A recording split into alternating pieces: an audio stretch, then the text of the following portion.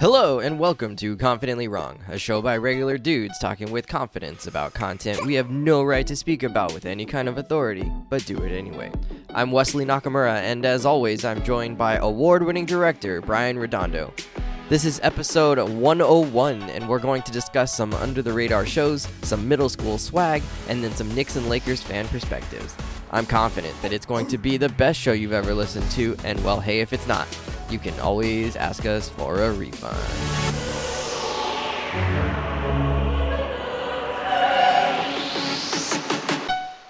Incredible! Hello, gentleman. I am the gentlest man. I have arrived. I am the only gentleman here. What's up, everybody? We got Brian and Wesley. No Savon today. He's out Mardi Gras-ing his little heart out. He went to New Orleans, had a little meetup with the boys, also got to see his family, so we're very happy for the man, but he is going to be missing today's show. I really can't imagine Savon, Captain Vonnie Jones at Mardi Gras. What does this guy do? Does he get wild? I don't think he gets wild. He doesn't even recognize Beyonce at a party. This dude, he's just sitting on the lawn, playing Game Boy Advance. I don't know what he's doing out there. I 100% but he'll probably have a drink in his hand or something in his hand, a little tea. Probably won't be in a robe though. You don't think he's rocking a robe for Mardi Gras? Maybe he'll do it. Maybe he'll do it on actual Mardi Gras day when you get up early, but I don't think he's doing it on today. Today's a big day in parades. Today's Endymion, which is one of the biggest parades, and Tux, which is also a parade that goes uptown. So many words that I do not understand. They're gonna be Endymion's rolling through Mid City. So I think he said that was one of his favorites. So, but it's a daytime one. It's afternoon. It comes through about 4 o'clock or so, 3 o'clock. So. He'll probably. It's too late for a robe at that point, I think he would argue otherwise. It's what time is it? It's robe o'clock, all day long. Well, I hope he takes over our Instagram and has some fun selfies to share for everybody, including ourselves who are curious, what the hell is Savon doing at Mardi Gras? I have no idea. Is he showing some skin? Is that what's happening? Is he earning beads? And to be fair, right, it's probably different if you're a native, right? You've grown up around the parades. You're not always I have to go to this one, I have to go to that one. You kind of do whatever. You got a bunch of people you can hang out with, whether it's your family or friends. So he's got a built-in social network there that maybe Mardi Gras doesn't revolve around parades for him. So it'll be interesting to hear back his report from not down under. I was going to say down under. From down under, the Mardi Gras and down under. You know what I'm saying. That's my Australian accent, by the way, in case that it was a little clear. Cajun there at the end. It was a little. Oh, was it a little Cajun? Yeah. Okay. I heard a little. Was it a little gambit for you? A little gator. All right. So today's show, we're not going to be talking about Ant-Man Quantumania, Brian. Why not? Oh, why must you tease me this way? I saw it last night. We're not going to talk about it? Oh my God. You're giving me MCU blue balls right now. What am I going to do with this Ant-Man load? You got to save it. We're going to talk about it next week. So stay tuned. Look out for that one. Today, though, because we don't have Savon, we're just going to, we're going to just play off of our strengths, which is me and Brian. Do we have those? Long history of, I don't know what. Friendship for sure. But beyond that, who knows what this is. Oh, my God. We have shared a bed. Multiple times, yeah, for sure. In various cities. Yeah, where's that place in New Jersey where we went? It was the casino town. Oh yeah, we've been all over the world, and that includes Atlantic City. Oh, Atlantic City. Yeah, it was cold. We went in Thanksgiving time, right? It was just uber cold. Oh yeah, it was dead. No good. Yeah. That was the time when the hardcore gamblers show up to Atlantic City, and which us. we were not. We were not. My favorite lasting memory from that trip, though, was when Wes, for some unknown reason to everybody there, decided to try on one of our friends' pants. But that friend was not a guy. She was a 5'0" girl. And I fit him. And he fit him. They were super tight. They were Those very are tight. painted on, basically. I couldn't move, but they buttoned. I got them on. Yeah. I don't know what happens what when you drink Sky vodka because it tastes gross, but gets you drunk. Thanks, Sky Vodka, helping guys put on girls' pants for generations. I gotta say, your butt looked good. It looked Oh, good. thank you. Yeah. Yeah. It's had a little bit of a retreat lately. I haven't been cycling as much, so it's a little bit of a regression here. All right, no one cares about the butt. I mean, I do, but okay, let's go. All right, the first little segment is going to be a quick one. It kind of feels actually like we're in sort of a TV lull. I haven't really been hearing people talk about much TV, except obviously The Last of Us. I think a lot of people are watching that. But outside of that, what are you watching? So Brian was going to give us a quick rundown on things that he's been looking at, seeing, enjoying. Yeah, we love The Last of Us. I think we do. It's so good. Oh my God. It's appointment viewing, right? We talk about it on the show. It's like immediately. It's great when everybody all over the world is watching at the same time, and then we have the water cooler conversation. But then it creates a void. Like what do we do for the rest of the week? And so the stuff that we're about to talk about, I like to think of as filler shows, like the shows that are like cool that you roll with, but really you're using them to bide your time until the next Last of Us. So one of those is a show on Peacock called Poker Face, starring Natasha Lyonne as she's the actress from Russian Doll. That's her. Yeah, she's also, I think, I knew her from Can't Hardly Wait, the Teen she was Party in Can't Hardly movie. Wait? Yeah, she was like the friend that talks about masturbation to her other girlfriend, and it's like, you don't do that. Like, I'm pretty sure that was her only part in that movie. So obviously this is a comedy. I hate myself if I'm wrong too. Like, what if that's not her at all?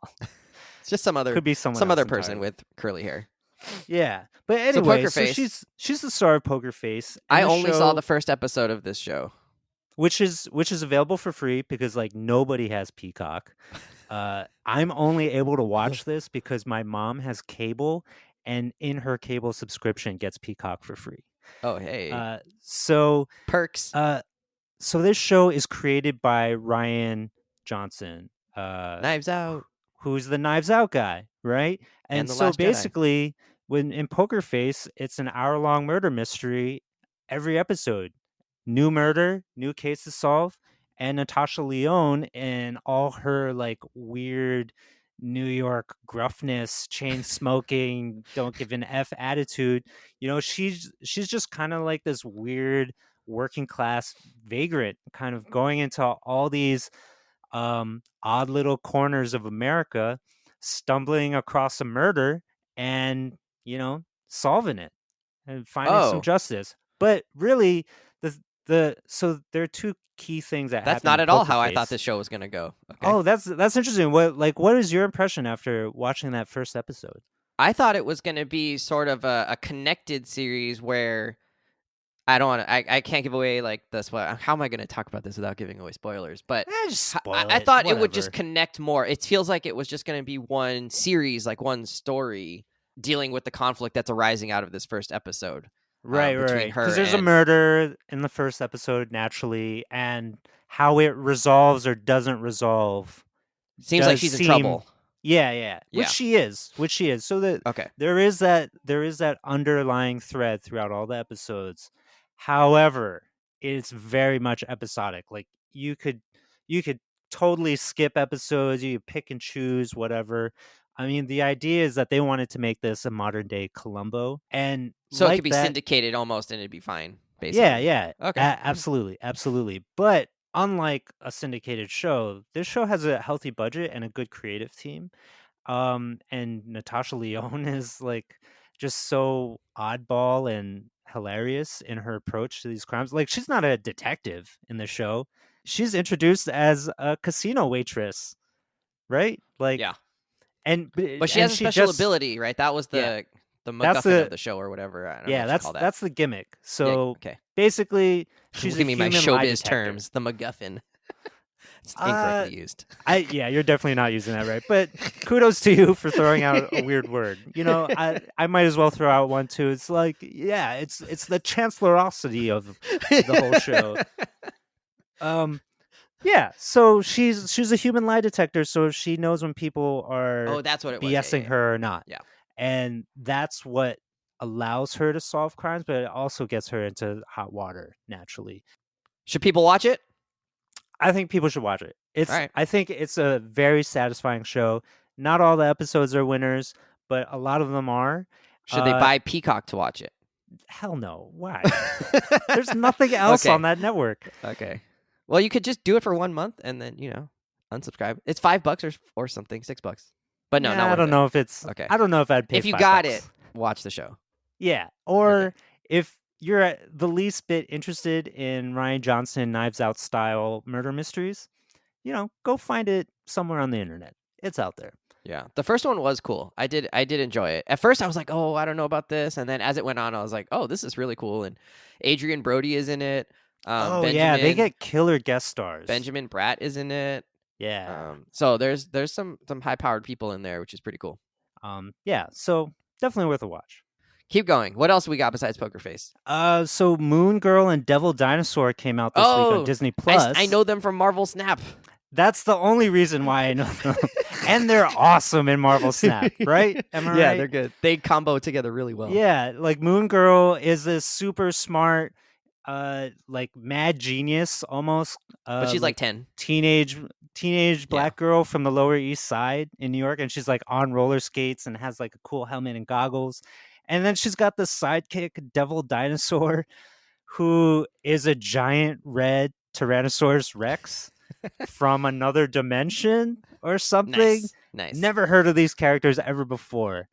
But now they have a cartoon on Disney Plus. And it's kind of like Dexter's Laboratory meets Powerpuff Girls, and that's what I was gonna say. Ms. Marvel and Miles Morales almost. Into the Spideyverse is the other key inspiration here. The animation looks a little bit kind of into the Spider-Verse-y, but with their own take. It's not a copy for sure. I think Into the Spideyverse gives them the authority to like take their own their own art style and really run wild with it. So it's got like the comic book duotone thing where you see like dots on the shadows and stuff like that. A lot of fun colors, like things popping on and off screen really rapidly all the time. It's like it's made for kids with ADD, and if they didn't already have it, they're gonna have it. But yeah, I haven't seen all the episodes, but it did seem fun, but it was also definitely meant for kids, and I was like, all right, that's cool. I checked it out, but I don't think I'm gonna watch it. It's definitely a kids show. To me, I think it's a filler show. Like they're like 25-minute episodes. I'll throw on an episode here and there every now and again if I want that jolt of like fun poppy color, really like sweet characters. Like Moon Girl herself is like so adorable, and she's got like cutesy friends and stuff like that. And of course, she's got like the girl and her dog like relationship with Devil Dinosaur. So, if that's the kind of thing you're looking for, and like some fun references to the Lower East Side, New York City, it's cool. I like it. I also think like, how cool. I know people can like beat this drum to death about like quote unquote like representation matters idea, but how cool is it, right? Especially if you're like a black girl in America and you're, 9, 10, 8, whatever, right? Like watching a show like this and you're like, hey, that's cool, right? Like there's someone who's like me, like just being the center and the star of this show in a really positive way. Where and it has nothing to do explicitly with like the horrors, the struggle, and the suffering of racism. It's not about that at all. It's just like it's just her living her best life, right? Yeah, and her family's being in a it. hero. And it's a shame Captain Vonnie ain't here, because guess what? Her family runs a roller skating rink, and that is why Moon Girl wears roller skates. And guess who loves roller skating too? Captain Vonnie. All right, what else are you watching? The third one I'll throw out there, a PBS show. PBS. Don't hate me, people. Not Ken only Burns is it PBS baseball. Oh God. Maybe as many hours, but not as boring. But there's a show. It's also part of Masterpiece Theater, which is like not a good label to have. But it's a show called All Creatures Great and Small, about a veterinarian in bucolic like United Kingdom, like somewhere in England, but like close enough to Scotland and Edinburgh. Uh, anyway, like out in the pastures and farms of England Nice. in the late 1930s, and he's a vet that joins a veterinary practice where they are constantly trying to help farmers by like checking out horses and goats and sheep and prairie dogs, and it's really just lovely. It's like, wow, these are really nice people. This is a really beautiful setting, and it's filled with so much tenderness and warmth that for someone like me, it reminds me that there's another way of living out there. A couple other shows I thought maybe we could mention real quick was Bad Batch. Oh, second season of Bad Batch. Yeah, it's almost done, or maybe it just finished, and neither of us have watched it. Yeah. Oops. Ooh, don't we cover Star Wars on this show? We just haven't. It's interesting, right? Like we keep talking about it, like, oh, Bad Batch is coming, and then we're just kind of like, we'll watch it later. In I don't all know what that honesty, says. I think you're the one who keeps talking about Bad Batch is coming. Yeah. And then me and Savon in our text chat, crickets? Yeah. Don't little even bit. respond to it. Interesting. Why? What is your disinterest in it or lack of interest? I in didn't even finish the first season. Like Yeah. I couldn't get past like 6 episodes or whatever, 7 episodes. And I think that the season is pretty long, right? I don't know, maybe 10 episodes, something like that. 12. I think it was, yeah. I think it was probably more along the lines of. I'm not 12, gonna go look and it up. No research done. I was just like, well, this is sort of cool, but then they did like their own version of the Grogu thing with like a young girl, and I was like, I don't know, I can't get my head around this. All right. There's too much good TV out there. Fair enough. And my sister, friend of the show, Alexis, original friend of the show, put me onto this show called Little America. It's on Apple TV Plus, and it's executive produced by Kumail Nanjiani and I think maybe his wife. And they dramatize sort of semi-true events and people in half-hour shows, and they try and give you a sense of like what their experience is like and how they sort of got to where they're at.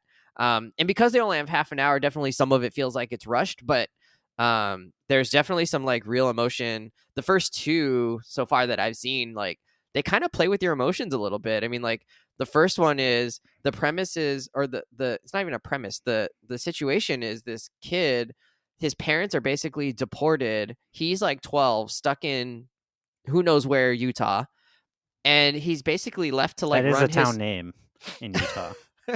he's left to manage the family motel that they own and run as like a 12-year-old, and his like family friend is just like watching him, but like not really watching him. He's just there to he goes, I'm just here to make sure you don't die, right? And his parents think, oh, they'll be back in like a couple weeks once their paperwork gets sorted out, and the show is about how like they don't, and he's just got to like keep living his life while they're in wherever they're at. India, I think, is where they're at. So like it's sad. It's just like their whole family is like basically torn apart and messed up because of this. And obviously this is not a unique story, but they're just highlighting like this is a real experience that people go through.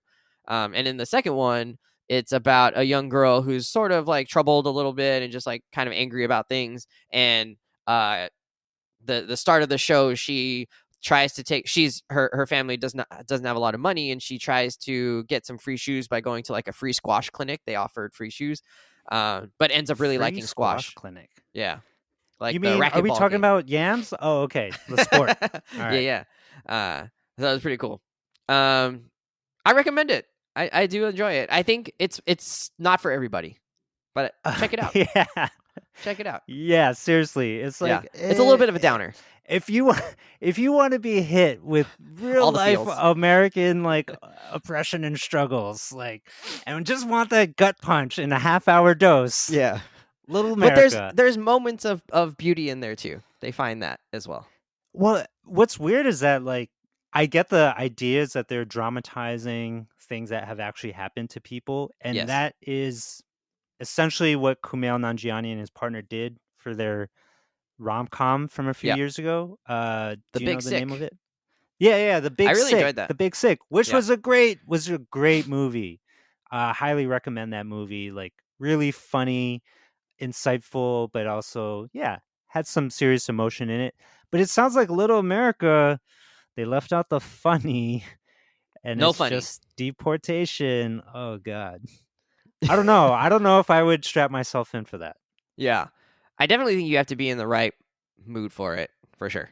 But I mean, sometimes it's like, hey, like, I can't handle that, right? Or I'm not ready for that. I don't need that right now. And sometimes it's like, for some people, like, that's not optional, right? Like, you can't look away, or like, you can't just like opt out, right? That Yeah. is actually just their everyday lived experience. And so some of that is Yeah. an interesting question as a viewer of like, I have the option of opting out to these stories that are actually not even like, it's not TV stories. Like, these are happening to my neighbors. These are happening to people around me in my city that live 1 mile from me, right? So Yeah. What it's Wes an is interesting place saying of is, privilege, right? check your damn privilege, folks.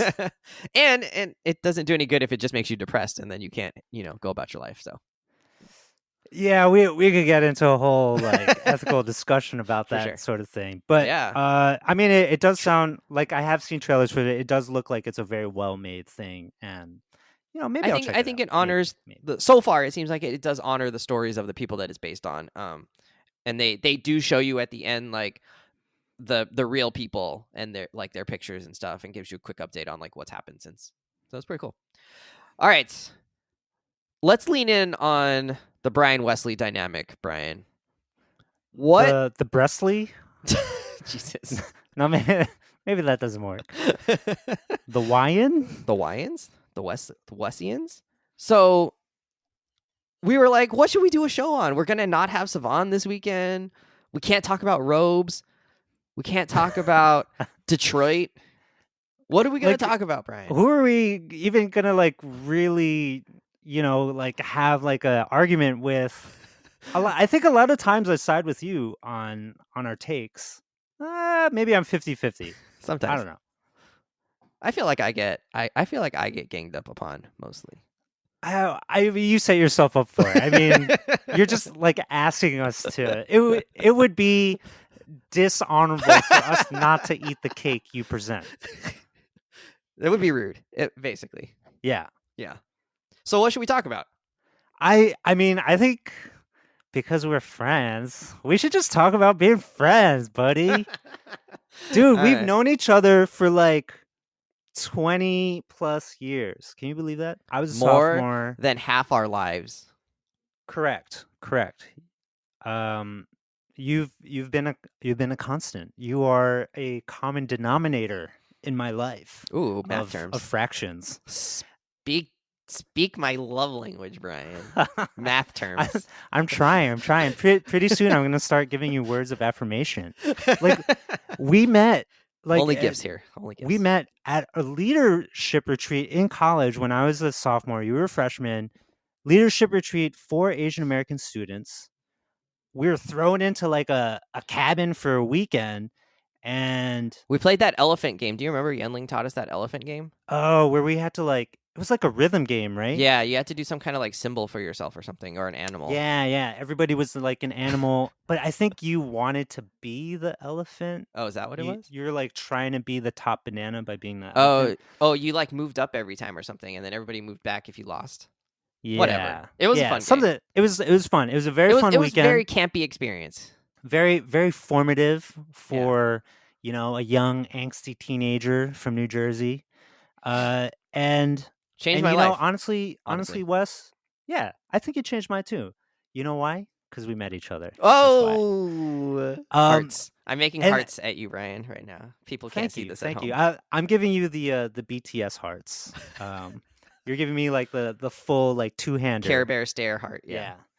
So like Wes, back then, I think what attracted me to you was that you were like this cool, nonchalant kind of kid that just didn't give a damn about like anything like the rest of like the hyper pre-professional type A kids that we went to college with. That was definitely not me. Yeah, not you. I like studying and doing work, but I was not. If you did like those things, I had no idea. Because I for sure did not like them. You had dyed hair. That's true. you always had Nike Dunks, even when there was like a semi-formal or whatever. You're rolling in Dunks.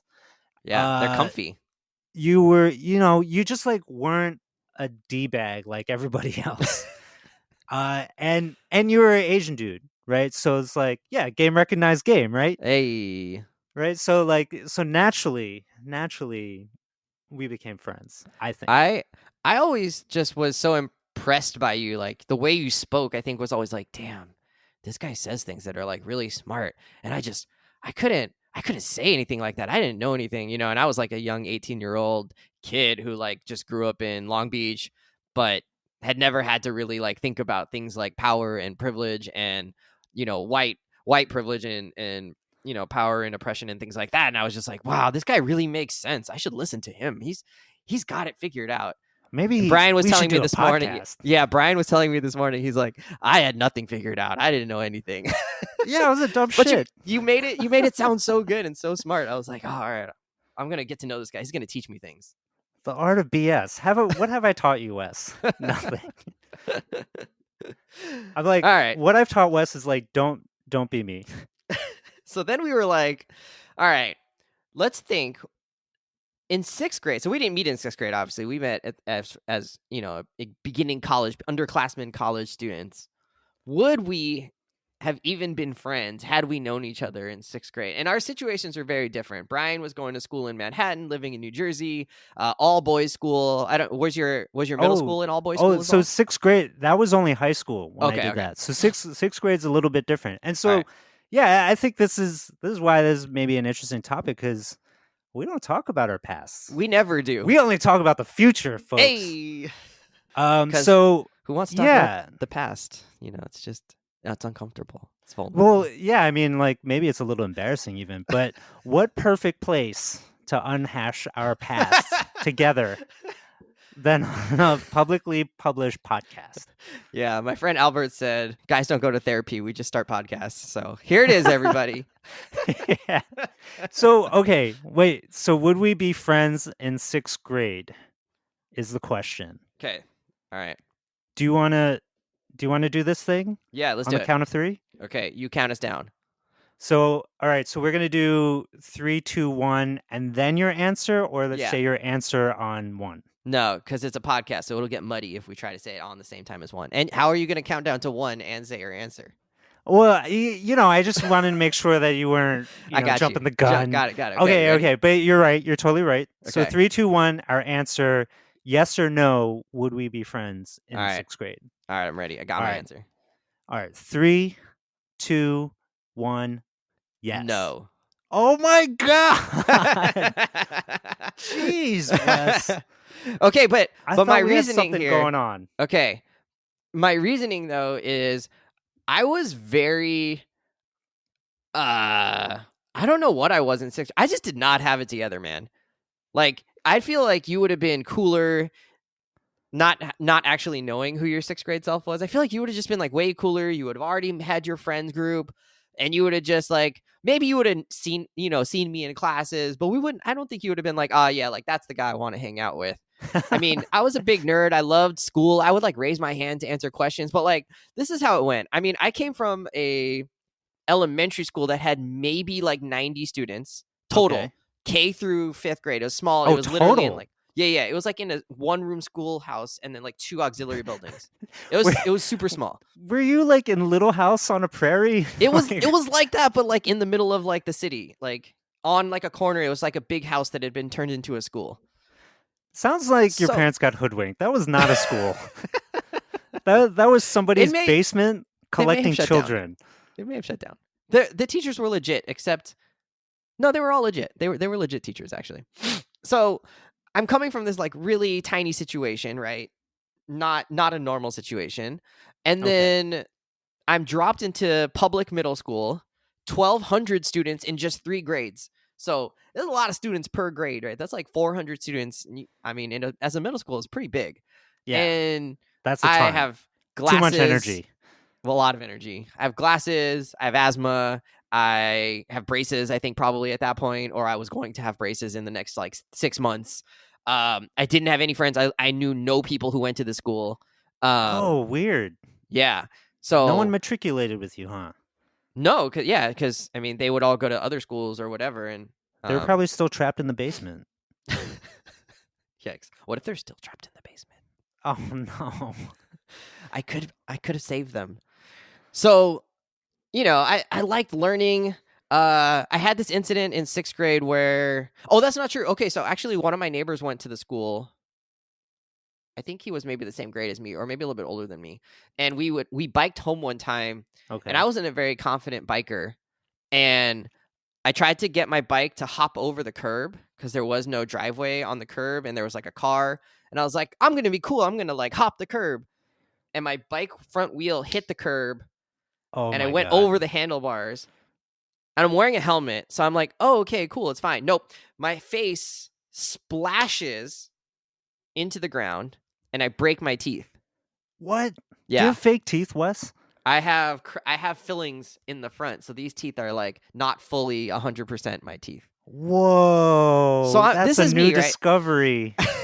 You ain't even real, man. You're like a cyborg. I used to stay at school and play this like fighter jet simulator game on one of my teacher's computers. He had like a Mac in his room, no, old Mac. Shout out Mr. Wynn. And sometimes like I would stay so late, like Asian to like guy. to like WYNN. Okay, maybe not. Very white guy for sure.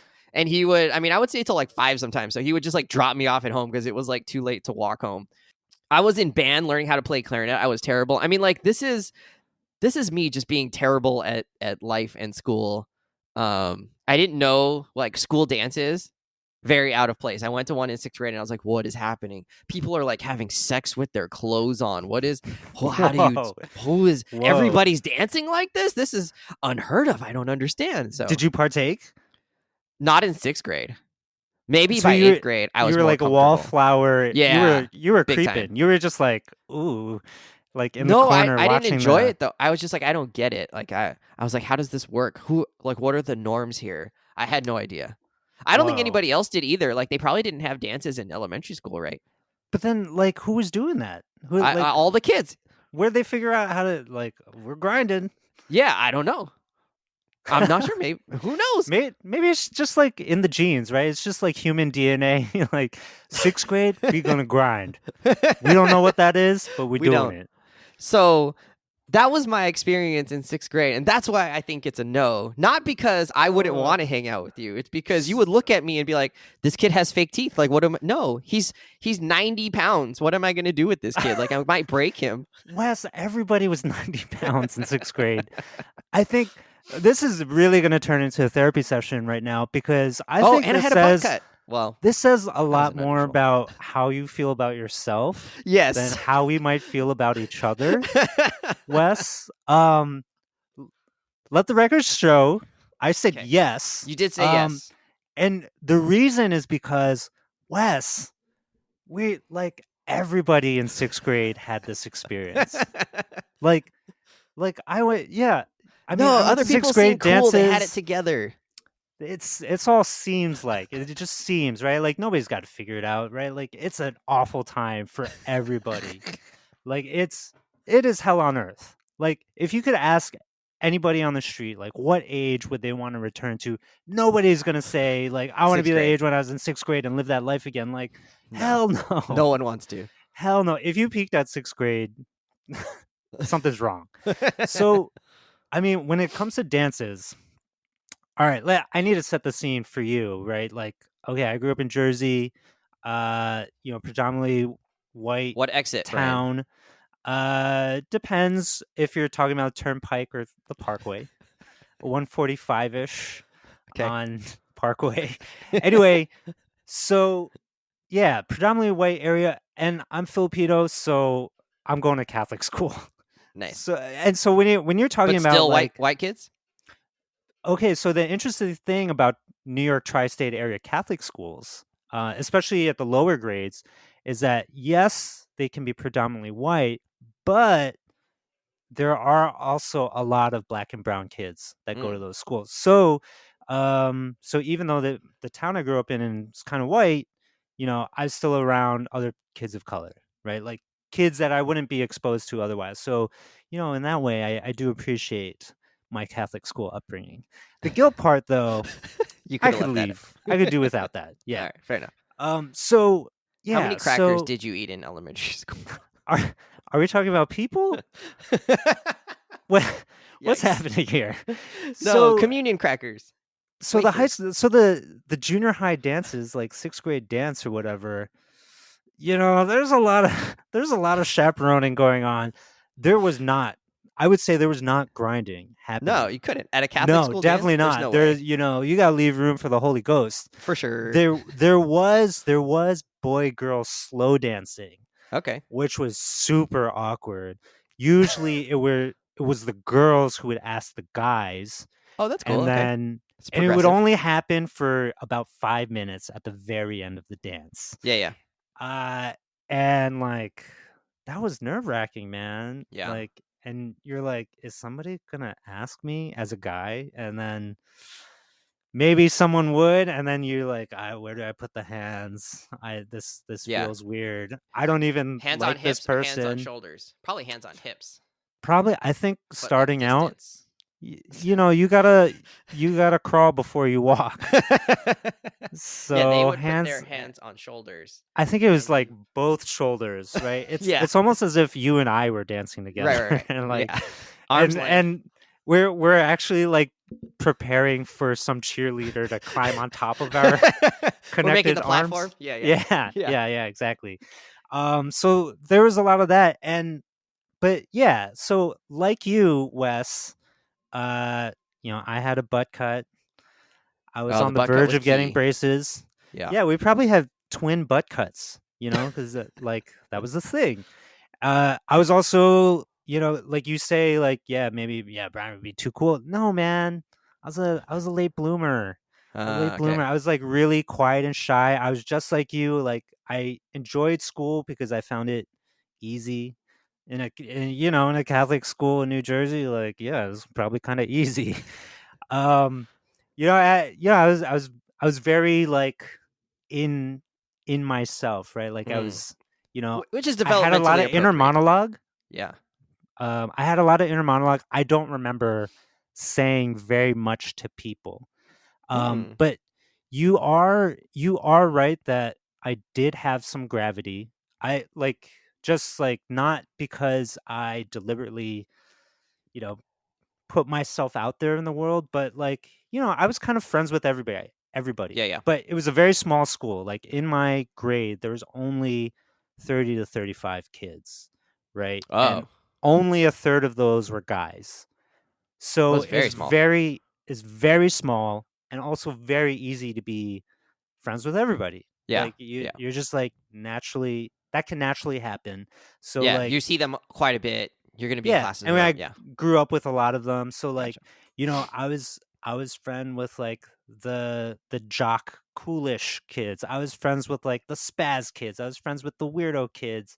I was even friends. I was like probably the only friend for a couple of the social pariahs, right? Like, like the Nice. one kid that played Magic the Gathering by himself. Like I was friends with that kid, and I Nice. was also friends with, the quote unquote like fat ugly kid Yeah. that other people didn't like, but me and him got along because we both read comics. We're the only people in our school or grade that read Really? comic books.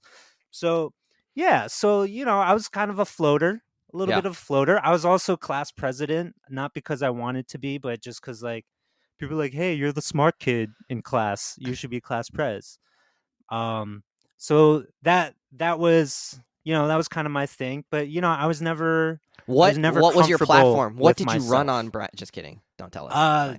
More pizza in the lunchroom. Oh, hey, that's something everybody can get behind.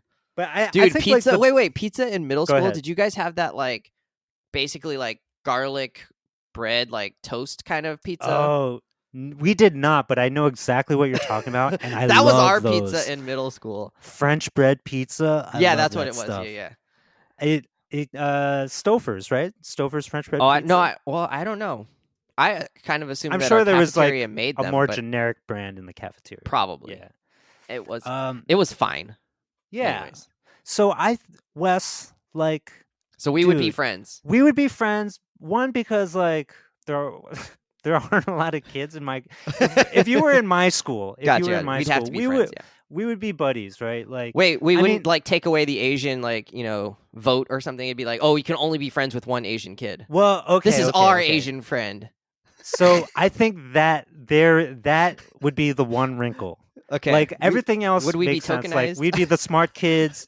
We would be the butt cut kids. We would both be the basketball kids. I don't think there'd be a We're- rivalry then. All right. We're on the same page on those things. However, I'm pretty sure I was like the only Asian boy in my grade, and I really felt some kind of way when everybody tried to pair me with like the only other Asian girl. Like everybody was trying to ship us, and Yeah. I hated that. I hated Okay. that.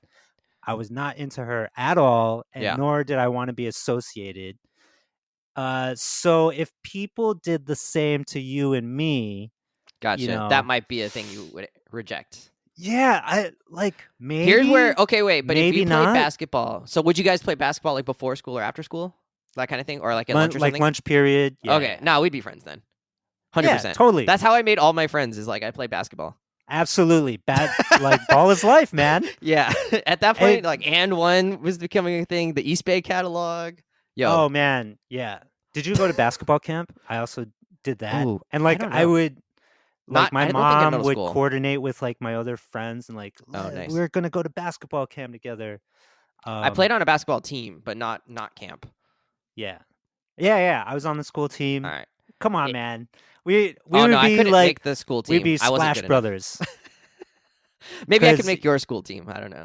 Oh, definitely. It was like default. You just had to be on the team. But We had- we'd we had a lot of people to short choose guys. from. I didn't make the school basketball team. Yeah. I'm curious about like your experience. Like you said, what 1,200 kids? Yeah, it's a lot of kids. Yeah, there's only 12 spots. I'm guessing. Probably And, something like that and was your school diverse? Like that's also a big question. for sure. Like what was like the racial makeup of your school? At that point, it's changed a lot since I went there. I think at that point it was probably a good 20 to 30% like Cambodian. All my Khmer people out there. Yeah. Long Beach has a huge Khmer population. I think it's the biggest in the country, that might be true. actually. Maybe Yeah. somewhere in Massachusetts also has a big population. Yeah. Something like that. Sizable. Long Beach, definitely bigger. Yeah. So that was cool. And at my private school, I didn't have any friends who were Cambodian, so it was cool to meet everybody who was Cambodian and learn like kind of their, I don't know, just how like their different takes on things. We had a lot of Latino kids, and we had a handful of Black kids. I don't think it was like a lot, but there would probably be at least 3 or 4 in every class that I had. Did it feel socially segregated? It was socially segregated a little bit. It was also different because I was in like one of the first years of like the magnet program. Of course. Um, Of course you were gifted and talented. Yeah. So I was in one of those kind of programs. So because most of your classes are with those kids, right? So like 5 of your 7 classes or whatever, 6 of your 7 classes are in the same cohort. Yeah. Not that you had the same kids in your class, but you just were in that cohort. You get to know those people way better than you get to know everybody else in the school. So so that's how it tended to be socially segregated for us. But like on the basketball court, like everybody would play. It didn't matter. Yeah, you're just balling, right? Yeah, you're yeah. just balling. Yeah, So that was I think we would play on the same pickup teams. 100%. We used to beat kids who were better than us, but like because we played together so often, we would just, you we knew would just my pass boy's the shit gonna out of them. dive. 100%. Yeah, Yeah. you know that dude's a shooter. That guy's Yeah. gonna That guy's lock it rebounding down on like D. Yeah. yeah, 100%. Oh, totally. Did we you used play to, this? We used to abuse teams that were like clearly like they had kids that were better than us. We just abuse them because we just passed the ball out of get a layup. Oh man, I'm on that team. Like, yeah, you're kicking it out to me for threes. Yes, That's what's happening. 100%. I'll bring up the unless you ball, were pass also it the off. 3-point shooter. Nope. Well, maybe, but I would just pass the ball all the time. That was my You're the job. point guard. Yeah. Yeah. What do you know? You're the point guard on a show. Yeah. You kick it out to me for a assist, 3. Assist. We're good. We're Bury good. that. Bury it. All right. Did you play this game Taps No. in grade school where you're like it's like everybody is standing in a circle. There's one basketball, and you have to pass it to somebody, but you can only pass it in the air. You can only make contact with the ball in the air, basically. Yeah, like you have to So jump. like you gotta jump, catch, and pass all Okay. in one. Yeah. And you get people out by like doing no look passes, by like doing like a fake and then a pass in midair. And if anybody dropped a pass or if they were on the ground touching the ball, they're out. Gotcha. That was also like a key pastime. Was for there us. was there arguments over like that pass was too low, I couldn't even jump for it? Oh no! It was like pure honor system, and it's like, yeah, I know That was catchable. I'm out. I'm out. But like if you threw it at my got feet, that. I'd be like, buddy, like what am I supposed to do with that? Well, I guess like I don't remember anybody throwing like awful passes. Like Okay, that. all right. So they would But- try and get it up in the air more. Yeah. right. Give you a it chance. It was a thing. Now that I think about it, there's so many ways to game that game. Like just throw at people's ankles, or just like Yeah. launch one really high in the air, like And good not luck. make it clear who it's for. Yeah. Oh, you're all out. No, you grabbed it. I win.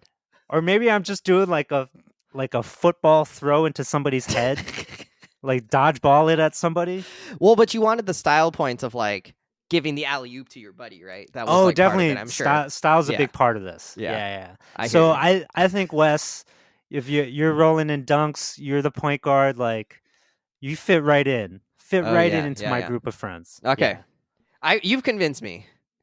It was the basketball. We would Yeah, just bond over. We yeah. would just bond over It's just basketball. basketball. It's I played. basketball. I mean, I would wear shorts under my like uniform pants every day so I could go play. Like I was serious about basketball in middle school. Every day Yeah. at lunch, before school, after school, I'd be playing. Same. Saturdays, same. I'd drag Forster to the middle school and we'd go play like 1-on-1. Forster, your best man. Forster, my best man. Shout Yeah. out to Forster. He had a crazy leaping ability for a middle schooler. Like I think he could almost touch the rim as a middle schooler. Whoa. Yeah. That Dude is that athletic. Cambodian doctor does not strike me as I think his athletic somebody days with are a little bunnies. behind him, but yeah, he was kind of our secret sauce because he wasn't a shooter, but you give him the ball like 4 feet away from the basket, and then he could just jump over everybody. He's that fish sauce. Yeah. In he your held Asian it. soup of life. He held it together. Well, All right. Well, we've talked speaking a of lot about basketball- basketball. Yeah. Do you want to? Yeah. Do you want to go into No, basketball? no. All you, man. Okay. I gotta let the point guard do his thing. All right. So both me and Brian are very big into basketball. We talk about NBA a lot. We never talk about college because it's an inferior product. And Yeah, who cares about team defense? Like, bleh. it's not even team defense. It's whatever. Don't get me started. It's worse basketball. People say you play with more passion as a college. It's just not true. So, To compensate for ability. so I'm a big Lakers fan. I think everybody is listening probably knows that. Brian is a big Knicks fan. Grew up cheering on John Starks. John Starks. Yeah, his favorite. The legend, the icon. A man who has been over my childhood bedroom for 39 years. Yikes. All right. So you get In a poster form. Come on. Oh, poster form. Okay. I thought he was just like floating up above your bedroom, commanding things, you know? I would be cool with that too. All right. He'd be like, go get me a glizzy, and you'd have to go get it for him. I don't know what that is, but I'm getting it. So you get 2 hot takes about your favorite NBA team, because I don't actually follow the Knicks that closely, and you don't follow the Lakers super closely. So you get 2 takes. We're going to It's alternate. Not that I don't follow them. All right. I do check in because TBH, I'm a big fan of LeBron. Oh, okay. And so I want to see him climb the mountaintop again. Again. Which is why I check in on the Lakers. I see. We're struggling. That's the Yeah. overall theme of this season, if you haven't guessed it's yet. hard to climb the mountain when you're not even at the base of We're said not. mountain. Yeah, no. We're on still another continent still. We're getting there. Yeah, you Okay. gotta catch the flight. Well, so to that takes me to my Kathmandu. first hot take, Brian. So here's where we stand. Lakers just made some big trades.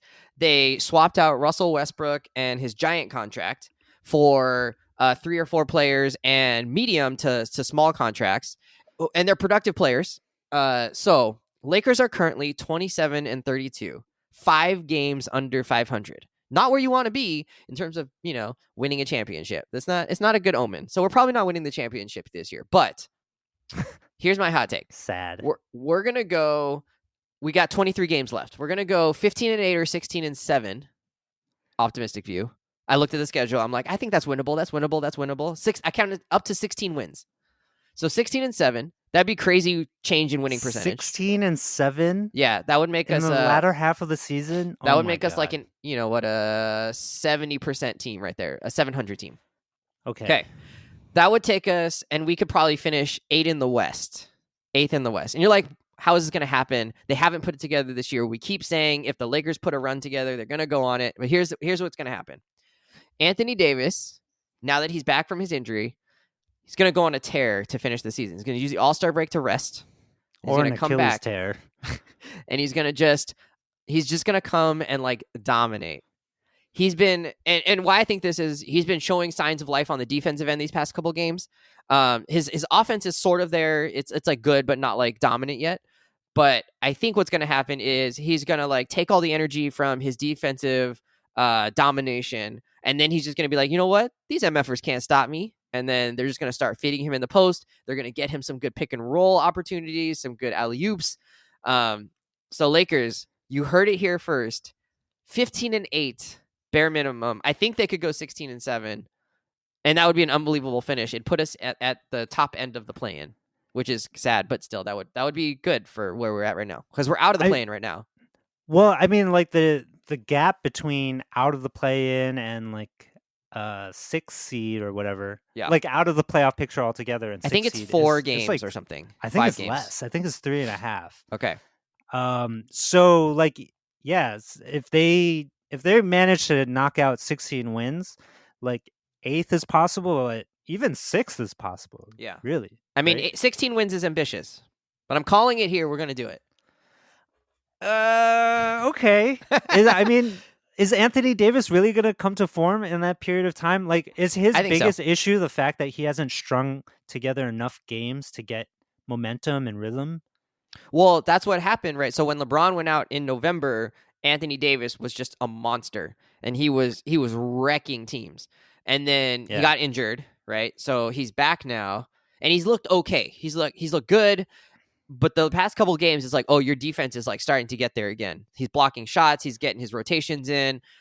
He's got his hands, like he's getting in like the deflections and stuff. So he's starting to see the ball. He's starting to feel the game. He's going to get to know his teammates better. And because he doesn't have Russell Westbrook just like running into the paint and doing nothing, he's got shooters around him. It's gonna make his life easier. I can't believe they got rid of Russ Westbrook, like that they managed to do it, that they got rid of that albatross at the trade deadline. I think that does mean big changes happening for the Lakers. So 16 does it mean a AD renaissance? Yes. It's just about rhythm for him. He has to get into rhythm. Once he's in his rhythm, you cannot stop him. I mean, he definitely has MVP caliber talent. Yeah. I just feel like the past few years, something's been missing from his game. Like, I feel like maybe it's a mental thing more than anything else. Sometimes maybe he's playing too gingerly. Yeah, sometimes he kind of like checks out or he kind of floats. People describe him as like floating. It's where he kind of stays around like 18 feet. He kind of like walks around the perimeter. He doesn't like dive to the basket. He doesn't like fight for rebounds. Yeah, he sort of just floats. And some of that is legit because teams will put 4 defenders in the paint when he has the ball. And it's like, well, okay, I mean, yeah, he's really good. He's not going to take on 4 guys in the paint. Like, he's going to make the smart play. He's going to pass it out, yada, yada, right? And so people say, oh, he plays passive with that. But, I mean, he's got 4 players defending him. Like, it's understandable that he doesn't have, like, really impactful games when they do that. But teams are going to be able to do that less now with LeBron back, with D'Lo on the team, and with Malik Beasley on the team, and with Jared Vanderbilt, just like, then he'll like run into spots too because of how much attention, AD's getting. So good things are coming. Good things are coming. The brow, maybe. All right, what's your Knicks hot take? Give us one. So, all right. Well, the Knicks also made some moves at the trade deadline, money moves. Really just one move, and it is a money move. We had to give up was Cam Reddish, Who isn't who playing? was out of the rotation entirely, who I actually still like, right? Really? As a guy that has a ton of potential, right? And it just needs to be unlocked in What's some his shape or role? form. 3 and He D? showed he D he and is 3? more than a 3 and D. Okay. I think he's a disruptive wing player, right? Okay. Like he can make plays, he can hit the 3, he's long and rangy on defense and can, be a stopper if he puts forth the effort. Yeah. And his So like athletic Kawhi, but ability is crazy. So he's got a high upside. We yeah. saw flashes of it early in the season when he jumped into the starting lineup occasionally. He would close out games sometimes, hit big shots. Every now and again he would drop like 25, 27 points. Oh, And you're like, he's got that oh, in his this bag. this guy Yeah. this guy could be something. But like, he just wasn't stringing things together. He couldn't do it consistently, and over time in the Tom Thibodeau system, I can't even say his name. In Tibbs's system, Yeah. like this guy is not giving enough maximum effort, particularly on the defensive side, to warrant more playing time. Right? Like there's too many what ifs going on with him, and so he ended up Coaches love that stashed on the consistency. bench. They got to be able to count on you on a baseline level of like output or effort or whatever.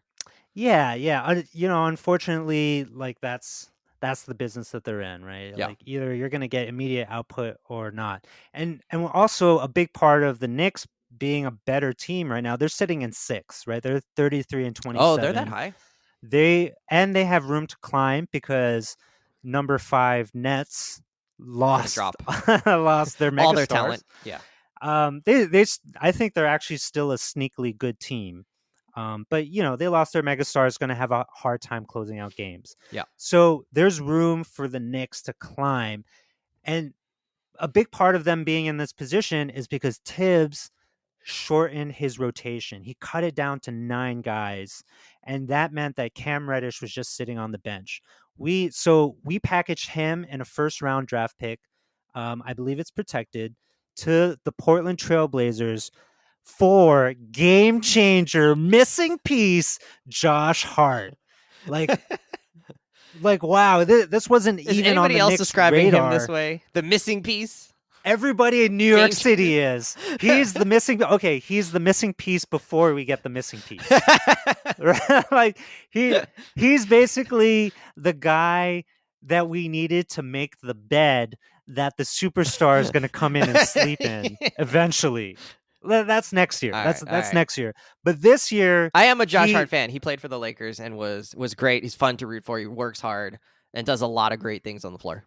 he is a self-described dog, and I love this. I think he said it in a post-game interview after his first game, where he hit like 2 big threes. He had like 4 steals, a bunch of rebounds, closed out the game, help us beat the Jazz. And he just said like, "Hey, New York, I'm always going to be a dog," and he is a straight up dog. He is the hard hat wearing blue collar guy Yeah. that every team really wants and Needs. desires and Yeah. needs, actually, and the kind of guy that New York City fans just like adore. Yeah. Right? Like there's a Every reason fan why. base does, right? Every fan base loves that guy who's maybe not like the star, but who's always on the ground, always like giving up his body, Oh yeah, making the right play, that kind of guy. I think for the Knicks, like for the history of Knicks basketball, particularly in the 90s when they were just the bruising team. Yeah, they were right? bludgeoning Like people. you're kind of like scared of playing against the Knicks, like because that is so integral to the identity of Knicks basketball and New York City just generally. For sure. These kind of guys are, like everybody just like falls in love with immediately. Yeah. And in 3 games since the trade deadline, we have seen it in spades. Like Josh Hart, now with him on the floor, all of a sudden we're winning 50-50 balls. We're getting offensive and defensive rebounds. He's disruptive on defense, right? Like he gets in passing lanes, he creates steals, he creates turnovers. And then on the flip side of that, he's pushing the ball whenever the ball is in his hands, which somehow he's a magnet for loose balls, right?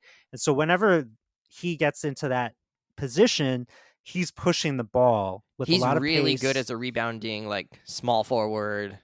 Yeah, I mean, Or he's shooting, listed as a shooting guard. guard. Yeah. He's like 6'4". I think He's he's a the really good best rebounder.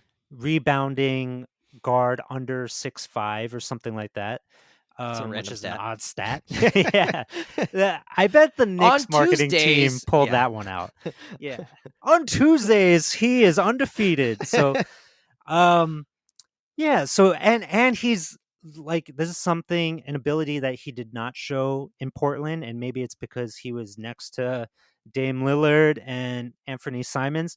He's knocking down threes. Like his catch and shoot 3-point percentage, at least I don't have it in front of me, but Yeah. just like visually, It's good. seems like very high. He dropped 27 actually in his second game as a Knick.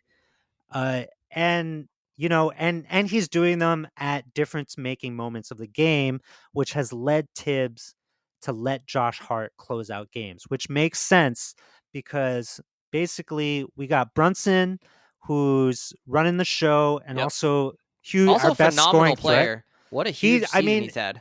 In the past, I don't know, like 10, 15 games, I think he's averaging over 30 a game. Both of us were surprised he didn't make the All-Star game. He should absolutely be an all-star. Yeah. And way more so than our actual all-star, Julius Randle, right? Who is essentially second banana to Jalen Brunson right now in offense. Okay. But still very integral, right? Like, yeah. Julius Randle is having an all-star season, right? It's legit. He should be as well. So you got those two guys, but both those two guys can be a little spotty defensively. So then you bring in Josh Hart, who helps with team defense, helps as a wing defender, right? And brings in rebounding. We got Quentin Grimes, who just lit up the Rising Stars game last night with dropping 27. He is also an excellent wing defender and usually our guy on the number one player on the opposing team. And then you got our rim defender, whoever that may be. Usually it's going to be Mitchell Robinson, who's injured right now, but it's going to come back later in the season. Or we got two really good backups in Jericho Sims and Isaiah Hartenstein. So, with that kind of closing lineup, Knicks got a bright future, man. I think we're going 16-7 after the All-Star break. Oh, okay. All right. Okay, I want you to look out for something for me. When this was a few years ago, so maybe he's improved in this. When he was a Laker, his defensive matchups, he did much better when he had to guard somebody in the post, like who was trying to post him up. So like think like James Harden backing a guy down or something like that. He's like strong dude, right? But less good at trying to stop somebody on the perimeter who was like a dribbling threat. So like think trying to stop Kyrie or Spencer Dinwiddie. Yeah. He would get torched by those kinds of dudes. Like guys that were quick, change of direction kind of guys. But you throw somebody, like you make him guard a power forward in the post, and he would hold up even though he's giving up size, like height, he's going to be able to hold them out of the paint. So I want you to look out for that for me to see if he's improved on that, because that'd be interesting. If he can become a perimeter defender in addition to guarding the inside man, then Knicks can switch all over the place. So in our very large sample size of 3 games, because we have Quentin Grimes, he doesn't have to match up with the best player on the court. And so I haven't seen his perimeter defense been leaky. Okay. It's been like pretty solid. And I think another just like a key part of it is like his ability to play team defense. Yeah. Which is something that was troubling the Knicks for a while because a lot of people keep missing their assignments and whatnot. But yeah. Well, I mean, Hart. we'll see. And he comes off the bench right now too, so I think that's part of why I'm not seeing the flaws in him just yet. Yeah, it's a little bit easier when you're going up against the second string on the other team as well. Yeah. So we'll see. Absolutely. But yeah, I think what you're saying is right. He's fun, like in terms of like rooting for him, and like he makes a difference in terms of winning. So I'm glad you're excited about him. He's been one I've followed since he left the Lakers. So I'm excited to see him do well in the bright lights, and he won't. Yeah, shrink we got from the two of your moment, right? cast-offs. Yeah, We got him and Julius Randle, and thanks. Yeah. Not bad. Okay, well It's that working takes me out to for my us. second hot take, because here's another baby Laker. That's what that team was called, the Baby Lakers. The Hey, baby Lakers are running the league right now. Brandon Ingram, yeah, Josh Hart, that whole group, Larry Nance Jr., Jordan Clarkson, Julius Randle was part of that. Lonzo Ball, who's great but injured and may not come back. We'll see. So that whole group. sad. But it also included, sort of, because D'Angelo was a little bit earlier than them. D'Angelo Russell. D'Lo. Yeah, I never really liked his game before. I was like, it's fine, but like it just seemed kind of like slow, and it was mismatched, and he just didn't always seem to make the right plays, and it just seemed more about him than it did about like the team. He's gone on to the Nets, where he did his own thing, made an all-star game. He's gone on to He was great on the Nets. He was on the Warriors for a minute. He was on Minnesota for the past couple of years, but now he is back on the Lakers. And I'm ready to declare 3 games into this little D'Lo experiment that he's going to ball out the rest of the year in a way that impacts winning. So here's what we're seeing. Everything that he does looks effortless in a way that like our point guards have not in the past few years, right? So like Dennis Schroeder, not an effortless player. He's like really got to set his man up, and then he's got to explode to the basket and make a quick shot, and like sometimes it's blocked because he's a short guy. D'Lo does not play that way. D'Lo like bumps you off, gets to the elbow, shoots a like quick jumper, doesn't even get off the ground, just like puts up a nice like rainbow shot, swish. I mean, like that's his game. It's just very old man, controlled, not trying to exert too much energy kind of look. And I don't know. I mean, he just looks so good so far. Like he's not going to get the attention of everybody because AD and LeBron are out there. So I have no idea. Does he have the ball in his hands? Like quite a bit. Is he playing point guard? Yeah, quite a bit. So and they'll run right now. They're running pick and roll with him. They're not and running AD. through LeBron. Not as much. I mean, LeBron's still going to have the ball. So D'Lo, when LeBron has the ball, D'Lo will start in the corner, and then he'll come off of a screen, and LeBron can find him, or he can drive, or he can take a pick and roll with AD or whatever. So right now, though, when D'Lo has the ball, they'll run pick and roll usually with him and AD or him and LeBron, and kind of see what happens, and he'll find guys, or he'll run it with Jared Vanderbilt. He's our Josh Hart. He's just bringing a ton of energy and skill, and like, he could do that. Spark plug. Yeah. But this is about D'Lo. So I was listening to Zach Lowe's podcast, and he was selling D'Lo stock. He was like, you got to wonder why Minnesota would be willing to get off D'Lo. Like that's, kind of worrisome. And this is like his 3rd team in 4 years and blah, blah. I have no idea. Because Minnesota is not going anywhere. I think that's why. Yeah, but I don't know why Zach Lowe is skeptical of D'Angelo Russell, given what we've seen so far. Like his fit is really good with this Lakers team. And maybe it wasn't good with the baby Lakers team, and maybe that's part of what's going on in here. But I mean, he's also been like 6 years in the league now. So he's 17.9 points per game right now and 6.2 assists per game. I think that's a lot of points already. I mean, 18 points a game. That's legit. That's a great contribution. Yeah. I'd imagine I wanted to bump it up more. I was like, nah, I mean, he's just not going to get that many shots. But I think he could probably average 20 the rest of the way. 20 points per game. I don't know, man. I know. I was like, ooh, that's with a reach. LeBron but I think, and AD on the floor. I know. But this is hot take corner. They're gonna suck up his volume. I was worried about that. I think they're he's going to suck actually it up going to in go the assists. down. You think he's going to go down? Maybe. Yeah. So it'd be interesting, right? I imagine his scoring is going to go up and his assists might go down because LeBron's going to be commanding the offense a lot of the time. But he's going to be an off-ball shooter who gets just wide open threes, or he can secondary ball create and then just get his little pull-up in the mid-range. So he's going to have just a ton of easy looks. And so I was like, well, maybe he can get 20. I think he could get 20 the rest of the way, but I think his assists might go down.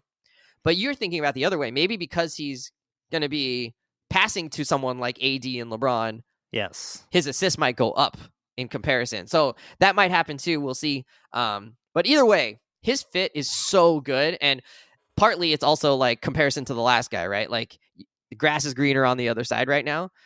But man, the last guy, he doesn't even have a name now. You We're ain't welcome in LA, though he's going to go to the Clippers. No disrespect to Russ, but like I haven't liked him on the Lakers in terms of his fit. It hasn't worked. and it wasn't going to work anymore, and he wasn't willing to do the things that would make it work, and he didn't have the skill set for it, like, frankly, right? Like, it's not necessarily his fault. D'Angelo is a complete 180 degrees. He's not putting pressure on the rim, but he is able to shoot from distance. He's able to do a catch and shoot. He's doing a little bit on pull-up creation. He's able to run pick and roll like really effectively. And he just provides like something that's very different from what anybody else on the Lakers is providing besides LeBron. And I mean, it's just going to be huge for this team, for him to unlock everybody else. Is there another role also for D'Lo in the wake of Russ's absence in the second unit as well? Where like, with the starters, D'Lo's like the third option, right? Yeah. Does he also run with the bench where he becomes the primary playmaker and first option? It's possible. I think you might run Dennis Schroeder in that role. So how big is the rotation for the Lakers right now? It's probably 10. Okay. So they're sending out like a whole new squad almost to the bench. But yeah. I mean, obviously every group like overlaps. So lately the last game we saw where they dominated the Pelicans, LeBron would come out early. So he would play like 4 minutes and then they would sub somebody in. I forget who they subbed in. So they would sub in like Troy Brown Jr. for him or something like that. And then he would come back towards the end of the first. So like they're trying to stagger him and AD a little bit. But yeah, there's going to be moments. There's going to be moments where neither of them are on the court, I think, for right now, because they're trying to rest them a little bit. And so, yeah, in those moments, they probably need D'Angelo out there. Yeah, that's probably right. They probably need D'Angelo out there or Dennis Schroeder running the show. Right. But then they're going to need some big time like shooters and energy guys and stuff at that point. And can you just remind for our listeners and particularly for Savon Jones, what did the Lakers do to the Pelicans? So they put the hurt on them, Brian. I mean, it was embarrassing. It was like a 20-point lead in like the first quarter. It was a blowout, start to finish. Those wire to wire win. Those poor Pelicans had no chance. And to be fair, they're going to come at me and say that they had no Zion, and that is fair. They had no Zion, but get used to it, Pelicans. This is the NBA. There's zero sympathy for not having your players. No, I like the Pelicans for sure, but yeah, they could not. The Lakers just absolutely dominated them. And maybe it was like last game before the All-Star break, like malaise. That happens. Like, oh yeah, they're just put a beat down on home. the Hawks in the same situation. So I get it, and I don't think we're going to soak it in, Wes. Yeah, we're not going to take too much away in terms of long term. But holy cow, the potential they showed is like, oh, if you can do this on offense and defense, like the Lakers are going to be a problem. Oh yeah, that's all I'm saying. Okay, that's what I'm saying. Okay, all right. So what's your we'll last keep hot our take? eyes out on D'Lo. Yeah. My second and last hot take for the New York Knicks, which this one is actually maybe not the most positive one. But you're supposed to be a homer. You're supposed to be a homer. It's all Knicks. All hey the time. Man, New Yorkers, we keep it real. RJ Barrett's coming off the bench, second half of the season. You think so? And he's been starting. And he's an absolute starter. He signed a big contract over the summer. Yeah, you said he's the max money guy. Like I asked you like 5 months ago. I was like, who's the man? And you were like, it's got to be RJ. We're not trading him. We're maxing him out. He's the guy. And now you're saying he's got to come off the bench. So what changed? Well, yeah. So over the summer, like as people know, can't be Josh Hart. They were trying to deal RJ in a way to trade for Spider Mitchell, to get Donovan Mitchell back to New York where he's from. Right? God, he's been lighting it up. Yeah, he's having his best year. He's so good. Which hurts. However, well, one, the Knicks have been able to beat the Cavs twice, I believe. Hey. Secondly, RJ coming out of his third year last year, he actually became the focal point of the offense in the second half of the season. Even though it was a lost season for the Knicks, we didn't make the playoffs, we didn't make the play-in. Same. RJ was like really picking up his game, especially as the focal point. He was hitting game winners. He was the go-to option at the end of the game, and he was leading. I believe he was leading the team in points overall, right? And so you're just like, oh man, third year in a row, this guy is taking another step forward. His trajectory is just He'll become the a clear number nice, one. perfect incline. Yeah. Yeah, he's Jason and Tatum style. he's only 22, Okay. right? Or 21, 22, like really young guy. So over the summer, when they gave him the deal while the trade was still up in the air with the Utah Jazz, they gave him this max deal or whatever, or maybe just like sub max. And I was like, yes, absolutely. This guy's got to get paid. We need to make him long term for the Knicks and continue to groom him, continue to be with him in his development, because this guy's going to be an all-star. Absolutely going to be an all-star. And unfortunately, this season, with the insertion of Jalen Brunson, who is not only a point guard, but as I said earlier, he's the number one scorer on the Knicks. This is Jalen Brunson's team right now. Yeah. So that, and then, Jalen Brunson has made Julius Randle's game easier. So now Julius Randle is able to have another all-star season. And then because there's so much overlap in the offensive abilities of those two guys with RJ Barrett, like essentially all of them are attacking the basket. Yeah. And Are they all going to lefties try too? They're all lefties. Oh my god. They're all lefties, all attacking the basket, and are going to try to beat you either at the basket or in the mid range. Yeah. And but Brunson does have a little bit more to his game than just that. But that means that for someone like RJ Barrett, who's less experienced than those other two guys, who doesn't have the ball in his hands, is not the primary playmaker in the starting offense, I think he's really struggling with his role. And his shooting numbers are all over the place, right? Like I think right now they're actually like pretty bad. Like even him finishing at the rim, which has been an issue in seasons past, continues to be, right? Like he is not an efficient scorer at all. like taking a whole bunch of shots, not hitting a lot, but still averaging 20 points a game. Right. He's still averaging 20 points a game. Still, gets a good deal of rebounds.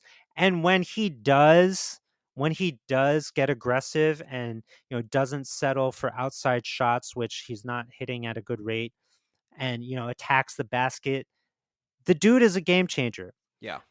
But sounds so like AD. He's having issues on the offensive side, and on defense, I think he's taken a step back. Like he is missing assignments. He's getting beat, even though he's no longer responsible for guarding the other team's best player. Right, that responsibility Grimes, has shifted to Quentin Grimes, our second-year player.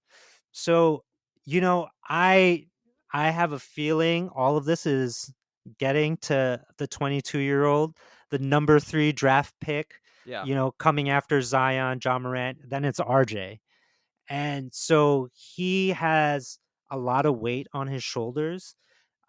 He has had differing roles every single season. And in this season, in which he was supposed to make a leap, but now met with a new offense, new Jalen Brunson, new defensive responsibility because of Quentin Grimes, someone like RJ might be a little bit lost. And that is now really exacerbated with the introduction of Josh Hart, who basically is kind of like a similar size, slightly smaller than RJ, but who, as I mentioned, is an instant spark plug to the team. Just like brings a lot of energy, does the dirty stuff, like winning 50-50 balls. And it's just like such. He's also low usage, right? He doesn't need to create. He doesn't need the ball. He's going to be the guy that gets set up. And he's going to be the glue in the team defense in a way that RJ Barrett hasn't been. Right. So and that has resulted in Josh Hart closing out games, and there have been many a time that RJ hasn't. Yeah. Because he's in the negative column. On the per scale or whatever.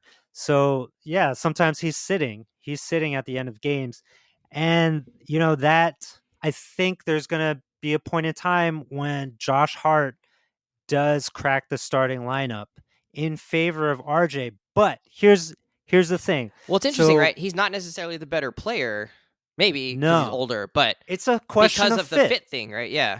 It's all about the question of fit, right? Yeah. Like the Knicks don't need another high usage Lefty. drive to the basket lefty. Like they don't need that in their starting line offense.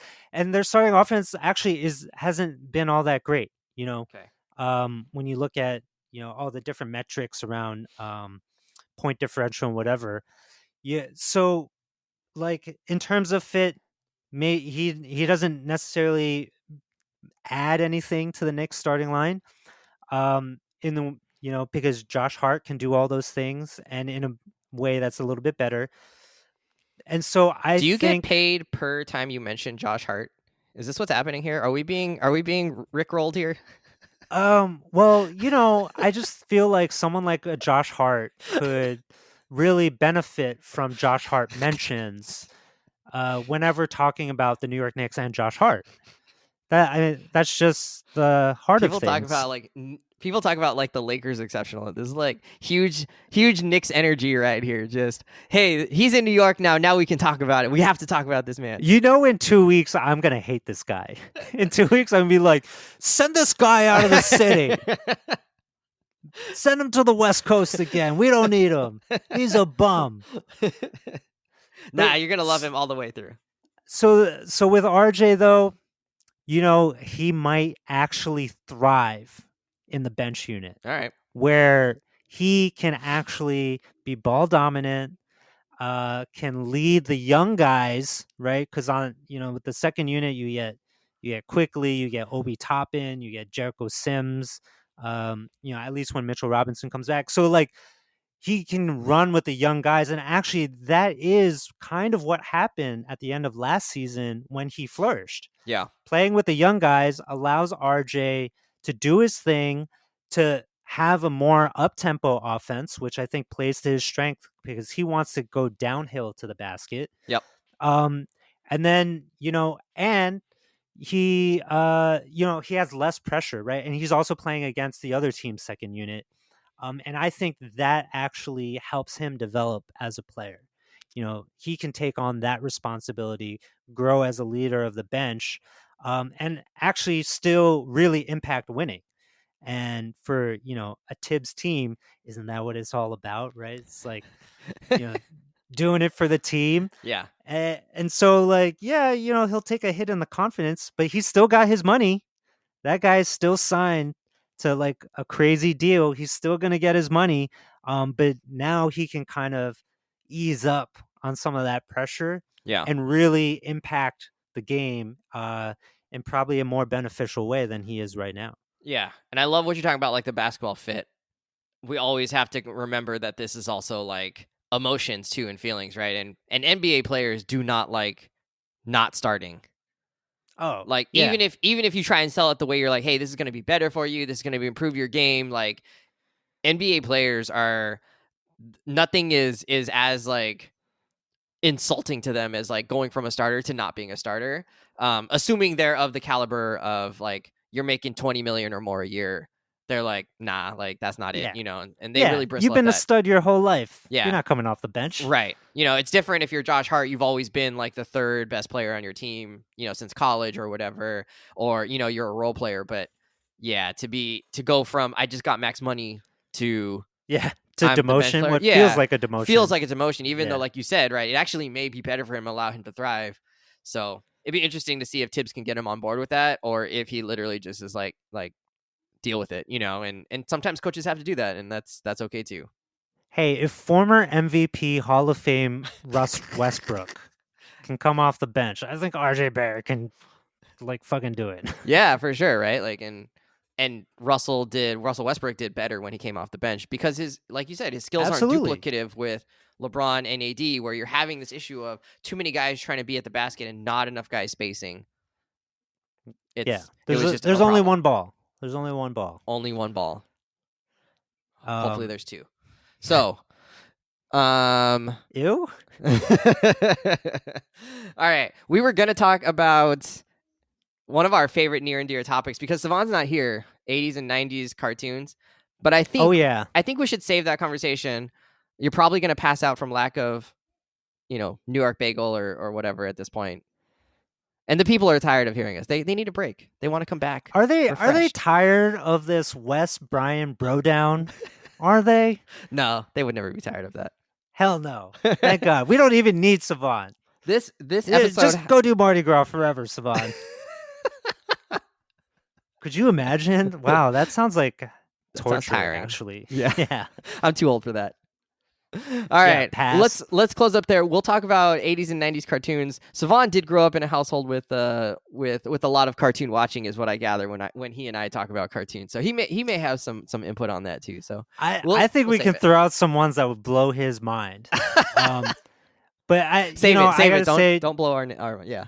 Yeah, any listeners out there, if you have favorite 80s, 90s cartoons, particularly the obscure ones, let us know on Instagram. Hey. And we'll include it. Tune in at some other point. We're gonna talk about this. Yeah, we may have to talk about like Hanna-Barbera. I mean, that's where we might go with this.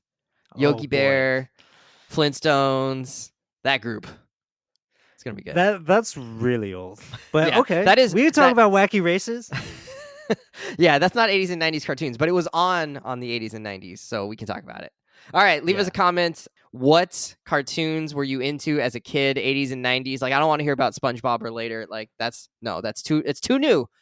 It's too fresh. We want the old stuff, the stuff that's been marinating, festering, so to speak. Yeah, more like festering. More like aging really poorly. Fermenting. It's so good. All right. So leave us a comment on at confidently_pod on Instagram. Friends, we'll see you next time. We're going to talk about Ant-Man and the Wasp: Quantumania. I can't wait. Lovely. Let's be friends in the 6th grade, all. Is it done?